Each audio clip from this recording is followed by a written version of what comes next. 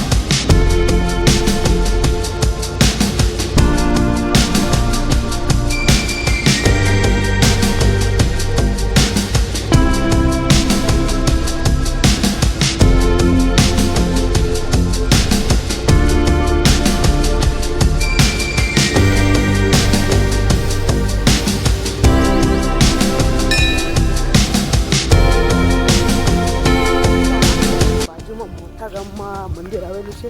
ભૂટાઈમાંનું બહુ મસ્ત મંદિર છે અને અહીંનું વ્યૂ અને તમે જોવાની કંઈક અલગ જ મજા આવે છે। જો આવું કંઈક મંદિર છે તો જો આનકોર રહેતા હોય તો અવશ્ય અહીં આવજો। તો ચલો અહીંનું પાછા તમને દર્શન કરાવું।